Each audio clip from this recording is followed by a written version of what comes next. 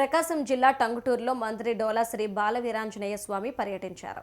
స్వామి వివేకానంద విగ్రహ ఆవిష్కరణలతో పాటు పలు సీసీ రోడ్ల ప్రారంభోత్సవాలు, అలానే మారిటైమ్ బోర్డు చైర్మన్ దామచర్ల సత్యతో కలిసి ఆయన పాల్గొన్నారు. ఇక గత 5 ఏళ్లలో జగన్ ప్రభుత్వం 10 లక్షల కోట్ల రూపాయలకు పైగా అప్పులు చేసి రాష్ట్రాన్ని దివాళా తీయించారని మంత్రి ఆరోపించారు. ఒకవైపు ఆ అప్పులు తీరుస్తూనే మరోవైపు ప్రజలకు అభివృద్ధి సంక్షేమాన్ని అందిస్తున్నామని ఆయన స్పష్టం చేశారు. ఇక కూటమి ప్రభుత్వం అధికారంలోకి వచ్చిన తర్వాత గ్రామాల్లో సీసీ రోడ్లు, డ్రైనేజీల నిర్మాణంతో భారీగా అభివృద్ధి పనులు చేపట్టినట్లు తెలిపారు.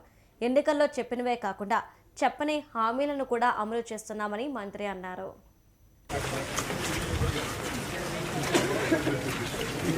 గత ప్రభుత్వం చేసిన అప్పులు 10 లక్షల కోట్ల అప్పులు పైన చేస్తే అప్పులు తెచ్చుకుంటూ వడ్డీ కట్టుకుంటూ సంక్షేమాన్ని చెప్పిన దాని ప్రకారం సూపర్ 6 ఇస్తా ఉన్నాం. అందులో ప్రధానంగా ఎన్టీఆర్ భరోసా మొదటి ఎన్నికల ముందు నుంచి ఇస్తామని చెప్పి 7,000తో మొదలుపెట్టి ఈ సూపర్ 6ని మనం తీసుకురావడం జరిగింది. దీపావళి 2 కింద 3 గ్యాస్ సిలిండర్ ఉచితంగా ఇవ్వడం జరుగుతూ ఉంది.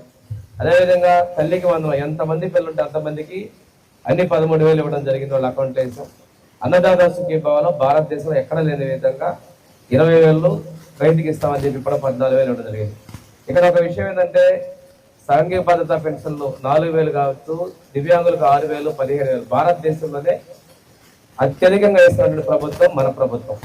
అంతేకాకుండా అన్నదాత సుఖీభావ కూడా భారతదేశ కేంద్ర ప్రభుత్వం ఇచ్చే 6,000కి అదనంగా కలిపి భారతదేశంలో ఎక్కువ మొత్తంలో రైతులకు అందిస్తున్న ప్రభుత్వం కూడా మన ప్రభుత్వమే.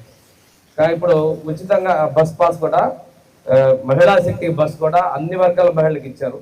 ఇది కర్ణాటక ఉంది, తెలంగాణ ఉంది, కానీ మన రాష్ట్రంలో అత్యద్భుతంగా ఎలాంటి ఇబ్బందులు లేకుండా, ఎలాంటి ఫిర్యాదులు లేకుండా నిర్వహిస్తా ఉన్నటువంటి దీపం, అది స్త్రీ శక్తి పథకం కూడా అద్భుతంగా నిర్వహిస్తా ఉన్నాం.